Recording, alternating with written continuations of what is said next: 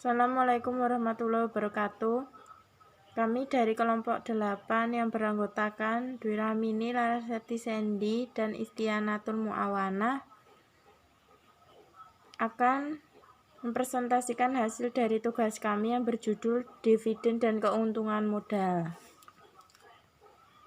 Pengertian dividen dan keuntungan modal. Dividen merupakan suatu pembagian laba dari perusahaan yang diberikan kepada para pemegang saham sesuai dengan persentase kepemilikannya.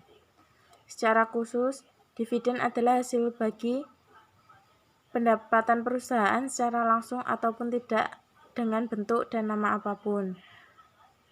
Pengertian dividen adalah payback yang disebabkan jumlah likuidasi lebih besar dibanding jumlah modal yang ditanamkan.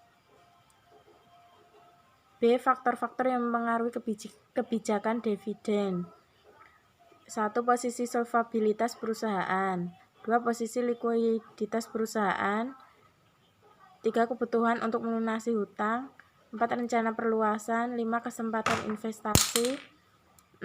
Stabilitas pendapatan. 7. Pengawasan terhadap modal. C. Jenis-jenis kebijakan dividen. Berdasarkan jumlah pembayaran dividen, kebijakan dividen dibagi menjadi 4 jenis, yaitu sebagai berikut. 1. Kebijakan yang stabil, yaitu jumlah pembayaran dividen yang sama besar dari tahun ke tahun. 2. Kebijakan dividen payout rasio yang tetap, yaitu sebuah kebijakan di mana jumlah dividen akan berubah sesuai dengan jumlah laba bersih, tetapi rasio antara dividen dan laba ditahan tetap sama. Ketiga, kebijakan kompromi, yaitu suatu kebijakan dividen yang terletak antara kebijakan dividen per saham yang stabil dan kebijakan dividen output rasio yang konstan. 4. Kebijakan dividen residual, yaitu sebuah kebijakan yang dikeluarkan perusahaan apabila sedang menghadapi sebuah kesempatan investasi yang tidak stabil. Yang D. Permasalahan dalam kebijakan dividen. Pertama, dividend irrelevance theory atau teori ketidakrelevanan dividen. Dividend irrelevance theory dikemukakan oleh Merton Miller dan Franco Modigliani pada tahun 1961.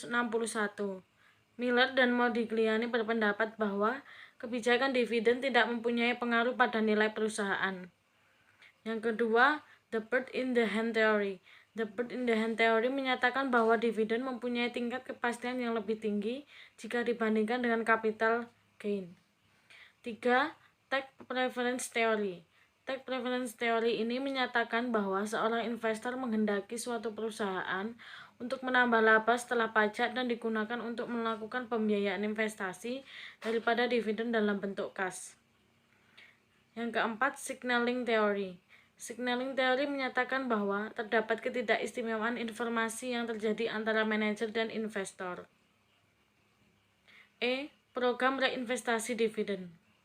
Rencana reinvestasi dividen atau Dividend Reinvestment Plan adalah program yang memungkinkan investor untuk menginvestasikan kembali dividen tunai mereka ke dalam saham tambahan atau saham fraksional dari saham pokok pada tanggal pembayaran dividen.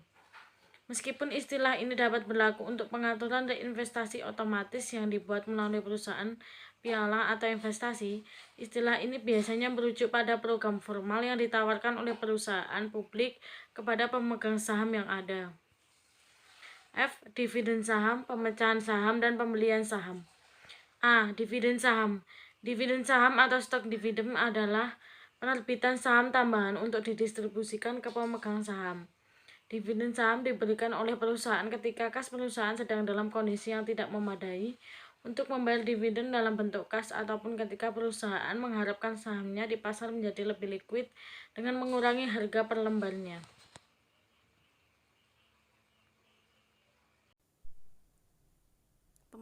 B. Pemecahan saham. Mekanisme pemecahan saham atau stock split adalah dengan menerbitkan saham tambahan dan mengurangi nilainya secara proporsional.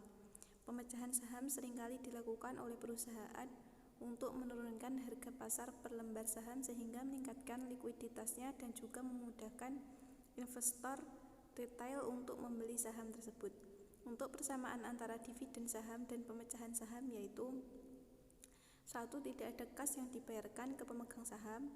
2. Jumlah lembar saham yang beredar meningkat. Dan yang ketiga, nilai ekuitas pemilik tetap.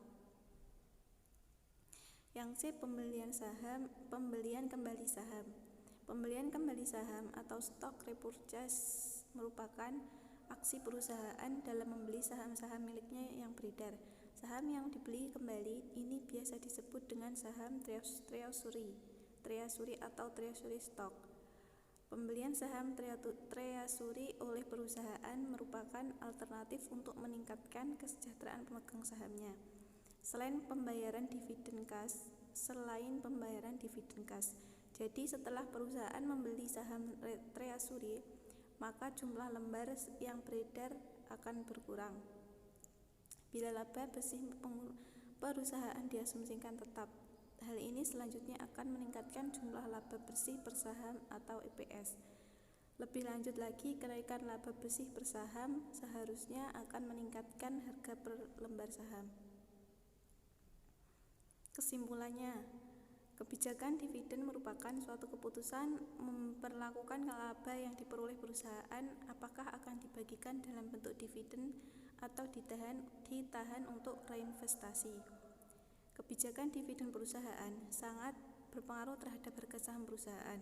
Jika kebijakan yang dilakukan perusahaan adalah menahan laba, mereka akan mengakibatkan dividen yang dibagikan untuk para pemegang saham berkurang, sehingga para pemegang saham akan menjual saham mereka yang mengakibatkan harga saham perusahaan pun turun. Demikian pula sebaliknya, jika dividen yang diterima meningkat, maka harga saham perusahaan akan mengalami kenaikan.